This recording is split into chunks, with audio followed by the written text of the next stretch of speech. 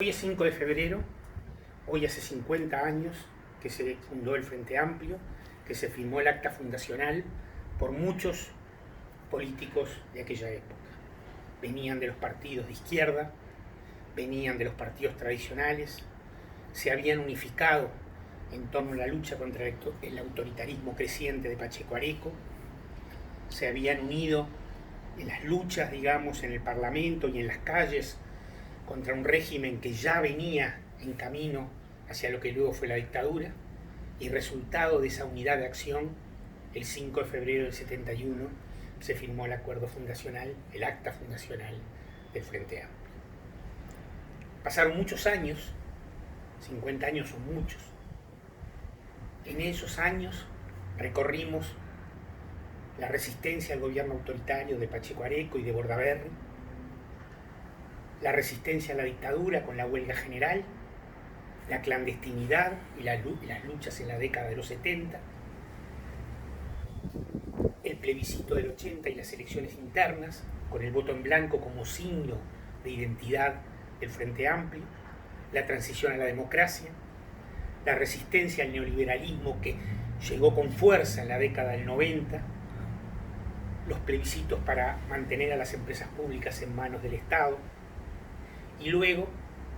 llegamos al gobierno. 15 años de gobierno con un rasgo distintivo clave: redistribución del ingreso, mejora del nivel de vida de la población, derechos e ingresos para la clase trabajadora y una mejora general de los sectores sociales que habían sido atacados fuertemente en la dictadura y en la década de los 90.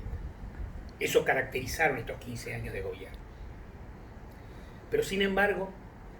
no podríamos analizar la historia del Frente, estos 50 años,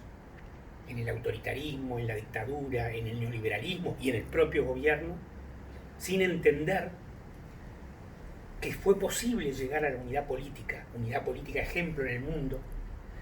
el mundo por la fortaleza de la unidad, ejemplo en el mundo por la permanencia de la unidad, y ejemplo en el mundo por la organización en los comités de base, que fueron estructuras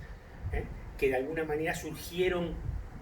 quizás a contrapelo de muchas de las ideas que había en aquellos orígenes, y surgieron por la necesidad de la gente de organizarse en los barrios, de organizarse en los departamentos, de organizarse en los pueblos, etcétera, etcétera, etcétera.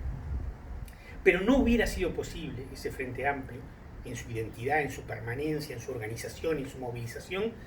si no hubiera habido una acumulación previa, si no hubiera habido años de acumulación de luchas. En particular, las luchas sindicales que llevaron a la unidad en la CNT en el año 66, las luchas estudiantiles, especialmente las del año 68, 69, 70 y 71, la unidad obrero-estudiantil, las luchas conjuntas. Esa acumulación social explica en buena parte